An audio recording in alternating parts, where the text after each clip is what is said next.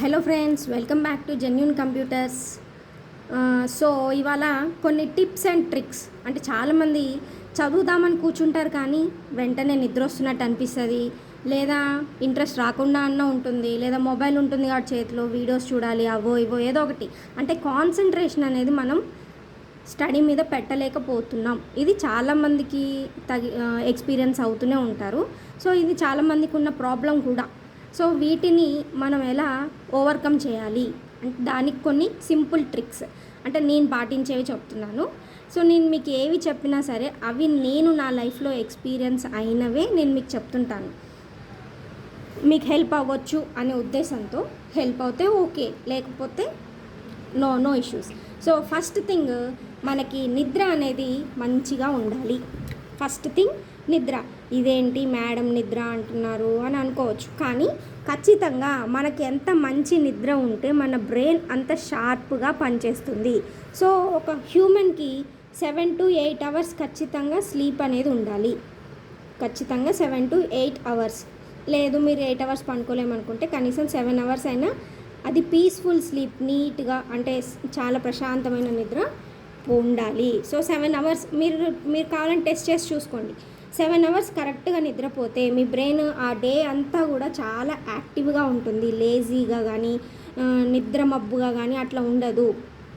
ఇంకా 8 అవర్స్ పనుకుంటే ఇంకా యాక్టివ్గా ఉంటాం. సో 1 అవర్ డిఫరెన్స్ కాబట్టి చెక్ చేసుకోండి. సో మనం ఎంత మంచిగా నిద్రపోతే అంత బాగా మన బ్రెయిన్ అనేది పనిచేస్తుంది.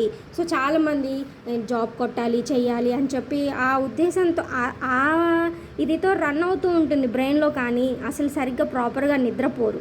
ప్రాపర్గా నిద్రపోకపోవడం వల్ల ఇప్పుడు చదివిన రోజులు బాగానే ఉంటుంది, కానీ కరెక్ట్గా ఎగ్జామ్ టైం అప్పుడు మనకు ఆ క్వశ్చన్ చూసినట్టే ఉంటుంది కానీ ఆన్సర్స్ గుర్తురావు. ఇది చదివినట్టే ఉంటుంది కానీ కాన్సెప్ట్ అనేది అర్థం కాదు. సో అలాంటి ఇష్యూస్ అనేది మనం ఫేస్ చేస్తూ ఉంటాము. ఇప్పుడు స్టార్టింగ్లో నిద్ర సరిగ్గా లేకపోయినా అయినా ఏమవుతుంది, బ్రెయిన్ యాక్టివ్గా ఉందిగా, చదువుతున్నాను కదా, ఇన్ని గంటలు కూర్చుంటున్నాను కదా అని మీకు అనిపిస్తుంది, కానీ దాని రియాక్షన్ ఎప్పుడైతే చూపించాలో ఆ టైంలో చూపిస్తుంది. అందుకనే నిద్ర అనేది చాలా చాలా ఇంపార్టెంట్. Second thing, food. తినడం మరీ లైట్గా తినకూడదు, ఎందుకంటే పేగులు అరుస్తూ ఉంటాయి. మరీ హెవీగా కూడా తినకూడదు, ఎందుకంటే నిద్ర వస్తుంది కాబట్టి. సో అటు లైట్గా కాకుండా ఇటు హెవీగా కాకుండా పొట్టకి సరిపడినంత తింటే సరిపోతుంది. అప్పుడు మనకి పుస్తకం ముందు పెట్టుకోగానే ఆవలింతలు రావడం, నిద్రపోవాలి అనిపించడం అనేవి అనిపించవు. లేదా పుస్తకం ముందు పెట్టగానే పేగులు అరుస్తున్నాయి, ఏమైనా తిందామా చేద్దామా అని అలాంటి ఆలోచన కూడా రాదు. సో సరిపడా తింటే సరిపోతుంది. సో ఫుడ్ కూడా మెయిన్ రోల్ ప్లే చేస్తుంది. ఇవన్నీ చాలా సిల్లీగా ఉన్నాయి అని మీకు అనిపించవచ్చు, కానీ ఇవి పాటించి చూడండి, మీకే చేంజెస్ అనేవి తెలుస్తుంది. సో మనకి మెయిన్ మన లైఫ్లో కీ రోల్ ప్లే చేసేవి ఈ రెండే. ప్రాపర్ స్లీప్, ప్రాపర్ ఫుడ్ ఉంటేనే మనం ఆరోగ్యంగా హెల్తీగా ఉంటాము. అండ్ దేని మీద అయినా సరే చాలా కాన్సన్ట్రేషన్ అనేది పెట్టగలుగుతాము. ఈ రెండిట్లో ఏ ఒక్కటి లేకపోయినా మనం అసలు ఆ రోజు సరిగ్గా పని చేయలేము. Okay, next. ఓకే అయిపోయింది. నెక్స్ట్ పాయింట్ ఏంటంటే, మీరు చదవాలి అని కూర్చున్నప్పుడు మీకు చాలా ఇంట్రెస్టింగ్గా అనిపించే సబ్జెక్ట్నే ఫస్ట్ తీసి కూర్చొని చదవండి. అంటే మీకు ఈజీగా అనిపించేది. చాలామంది ఏమంటారు, మీకు హార్డ్గా అనిపించే సబ్జెక్టే ఫస్ట్ చదవండి, తర్వాత ఈజీవే అని అంటారు, కానీ నా ఉద్దేశంలో అయితే అది కరెక్ట్ కాదు. ఫస్ట్ ఈజీగా అనిపించే సబ్జెక్ట్స్ చదువుతూ ఉంటే మీకు సిలబస్ అయిపోతూ అనిపిస్తుంటే ఓకే నాకు అయిపోతుంది, ఓకే ఇట్లా చదువుతున్నా కరెక్ట్గా అవుతుంది అని మీకు కొంచెం యాంగ్జైటీ అనేది పెరుగుతుంది, ఇంకా ఇంట్రెస్ట్ అనేది ఎక్కువగా బిల్డప్ అవుతుంది. సో అంతేగాని టఫ్ సబ్జెక్టే ముందు తీసుకొని కూర్చున్నారే అనుకోండి, ఫర్ ఎగ్జాంపుల్ ఎకానమీ అనుకోండి, చాలామందికి ఎకానమీ చాలా టఫ్గా ఉంటుంది. సో చాలామంది ఏమంటారు, ఫస్ట్ ఎకానమీ ఫినిష్ చేయండి అంటారు. అట్లా కాదు, మీకు ఇంట్రెస్ట్ అనిపిస్తేనే ఎకానమీ చదవాలి. ఆ ఎకానమీ కూడా మీరు అసలు ఏ సబ్జెక్ట్ చదివినా కూడా మిమ్మల్ని మీ మీద మీరు ఆ ప్లేస్లో ఉన్నట్టుగానో, అది మన మీద ప్రయోగం అయితే ఎలా ఉంటుందనో అలా మీరు అనుకుంటూ చదవండి. అంటే కాన్సెప్ట్ని ఒక స్టోరీ లాగా అట్లా అనుకుంటూ చదివితే మీకు అది ఎప్పటికీ గుర్తుండిపోతుంది. ఓకే, ఇప్పుడు ఎకానమీ అనుకోండి. సో ఎకానమీ అంటే మనమే కదా, మన మీద జరిగే డిమాండ్, సప్లై, ఇంట్రెస్ట్, ట్యాక్స్లు ఇవన్నీ మనం కట్టేవే, మన మీద జరిగేవే. కాబట్టి మనల్నే ఆ ప్లేస్లో ఊహించుకొని చదివితే ఎకానమీ అనేది ఈజీగా గుర్తుంటుంది. పాలిటీ కూడా, జియోగ్రఫీ కూడా, ఏదైనా సరే అన్నీ కూడా మనకి ఇంట్రెస్ట్ ఫస్ట్ ఏదైతే ఇంట్రెస్టింగ్ అనిపిస్తుందో ఆ సబ్జెక్ట్ మీదే కూర్చోవాలి. అది అయిపోతూ ఉంటే సిలబస్ కాపీ కూడా ముందర పెట్టుకోవాలి. సిలబస్ కాపీ పెట్టుకుంటూ మీకు ఇష్టమైన సబ్జెక్ట్నే తీసి దాంట్లో అయిపోయినట్టుగా టిక్ పెట్టుకుంటున్నారు అనుకోండి. చూడండి, ఇలా టిక్స్ పెట్టుకుంటే మీకు ఏమనిపిస్తుంది, ఓ చాలా కవర్ చేశాను, ఓకే నా ప్రిపరేషన్ లెవెల్ బాగానే ఉంది అని మీకు అనిపిస్తుంది. అదే ఇందులో కనీసం ఏవీ లేకుండా ఉన్నాయే అనుకోండి, అప్పుడు మీకు అనిపిస్తుంది అసలు ఏం చదువుతున్నా కూడా అవ్వట్లేదు, అసలు నేను క్రాక్ చేయలేనా అనే డౌట్స్ అనేవి చాలా రేజ్ అవుతూ ఉంటాయి. అందుకని ఫస్ట్ మనం ఇంట్రెస్టింగ్ సబ్జెక్ట్ని తీసుకొని చదువుతూ ఉండాలి. అలా చదువుతూ ఉంటే మనకి ఇంట్రెస్ట్ అనేది ఫామ్ అవుతూ ఉంటుంది. కాబట్టి హార్డ్ సబ్జెక్ట్ వచ్చినా కూడా ఓకే నేను ఎందుకు చేయలేను, చదవలేస్తాను అనే ఉద్దేశంతో చదివేస్తారు. అలా సిలబస్ అనేది కంప్లీట్ అవుతుంది. అండ్ చదివేది ఏది కూడా ఏదో చదివాము అయిపోయింది అన్నట్టుగా కాకుండా మీరు చదివేది ఏదైనా సరే ఫ్లో చార్ట్స్ రూపంలో నోట్స్ రాసుకోండి. ఫ్లో చార్ట్స్, అంతేగాని పాయింట్ వైజ్గా ఇట్లా ఏదో పారాగ్రాఫ్స్ రాస్తున్నట్టుగా రాసుకుంటూ వెళ్తే రివిజన్ చేసేటప్పుడు మీకు అది అస్సలు మీ నోట్స్ మీకే ఇంట్రెస్ట్ అనేది రాదు చదవడానికి. ఏంటి ఇంత క్లమ్జీగా ఉంది, ఏంటి ఇలా ఉంది నోట్స్, అసలు దీన్ని మళ్ళీ ఎలా చదవాలరా బాబు అని మీ నోట్స్ మీకే నచ్చదు.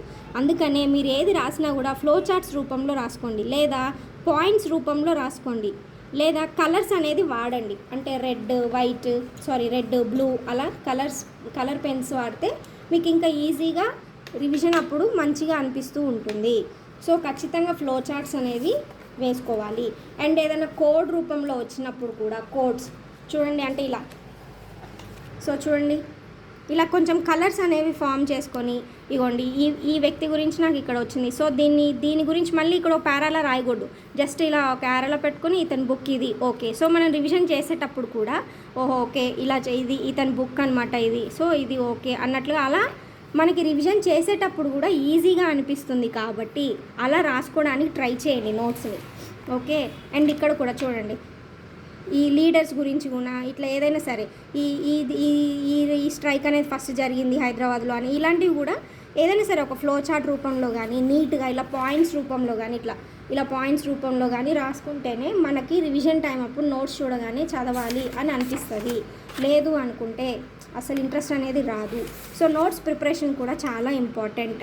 అండ్ కోడ్స్ అని ఎందుకు ఫ్లో చార్ట్స్ కానీ పాయింట్స్ రూపంలో ఇప్పుడు కోడ్స్ అంటే మనం పాలిటీ ఆర్టికల్స్ కానీ అమెండ్మెంట్స్ కానీ ఇవన్నీ గుర్తుపెట్టుకోవాలి కదా. సో వాటికి ఒక కోడ్ అనేది పెట్టుకోండి. అంటే నేను ఒక ఆర్టికల్ ఎగ్జాంపుల్ చెప్తాను. ఆర్టికల్ 44. సో 44 అంటే 4 రెండు సేమ్గా ఉన్నాయి కదా. సేమ్ అనే వర్డ్కి ఇంకో సినానిమ్ ఏంటి, యూనిఫామ్ కదా. సో ఇది ఏంటి, యూనిఫామ్ సివిల్ కోడ్ గురించి చెప్తుంది. ఇలా మనం కోడ్స్ అనేవి పెట్టుకోవాలి ఖచ్చితంగా. అలా పెట్టుకొని చదివితేనే మనకి ఆర్టికల్స్ ఎప్పుడైనా వచ్చినా చేసినా మనం వాటిని ఈజీగా ఐడెంటిఫై చేయలేస్తాము. అలా కోడ్స్ అనేవి పెట్టుకోండి. అండ్ ఇప్పుడు ఏదైనా కింగ్స్ అంటే హిస్టరీలో అక్బర్ గురించి, లేదా తెలంగాణ హిస్టరీలో కూడా కొంతమంది రూలర్స్ ఉంటారు కదా, శాతవాహన రూలర్స్ ఇలాంటి వాళ్ళు. సో అలాంటి క్యారెక్టరిస్టిక్స్ ఉన్న ఫ్రెండ్స్ కానీ కొలీగ్స్ కానీ ఎవరైనా మన చుట్టుపక్కల ఖచ్చితంగా ఉంటారు. సో వాళ్ళని ఆ క్యారెక్టర్లు ఇమాజిన్ చేసుకోండి. సో వాళ్ళకున్న టైటిల్స్ కానీ వాళ్ళకున్న అన్నీ కూడా వాళ్ళకి ఊహించుకుంటూ చదివి చూడండి ఒకసారి. మీకు ఎప్పుడు ఆ పర్సన్ని చూసినా మీకు ఆ రూలర్ గుర్తొస్తాడు. ఆ రూలర్కి ఉన్న టైటిల్స్, ఆయన రాసిన బుక్స్ అన్నీ కూడా ఇట్లనే గుర్తొచ్చేస్తాయి. సో ఒకసారి ట్రై చేసి చూడండి. ఈ టిప్స్ ఫాలో అవుతూ ఒకసారి చదివి చూడండి, మీలో ఇంప్రూవ్మెంట్ అనేది మీకే కనిపిస్తుంది. సో చాలామంది 16 గంటలు కూర్చోవాలి, 18 గంటలు కూర్చోవాలి అప్పుడే మీరు క్రాక్ చేయగలుగుతారు అంటారు. కానీ నేను ఈ కాన్సెప్ట్ని అసలు యాక్సెప్ట్ చేయనండి. మీరు 16 గంటలు 18 గంటలు కూర్చున్నా మీకు ఇంట్రెస్ట్ లేనప్పుడు అన్ని గంటలు కూర్చున్నా ఏం లాభం అండి, ఏముండదు కదా. సో మీరు చదివే ఒక 5 అవర్స్ చదవగలుగుతున్నారు. ఆ 5 అవర్స్ ఇంట్రెస్ట్గా చదవండి. ఆ 5 అవర్స్లోనే టాపిక్స్ కవర్ చేయండి. ఆ 5 అవర్స్లో మీరు రాసింది నోట్స్లా ప్రిపేర్ చేసుకోండి, దాన్ని రివిజన్ చేసుకోండి నెక్స్ట్ డే. అలా ప్రిపరేషన్ అనేది ఉండాలి. ఏదో సిలబస్ ముందు పెట్టుకున్నావా, గంటలు కూర్చున్నావా, నేను వాడికన్నా ఇన్ని గంటలు కూర్చున్నా అన్ని గంటలు.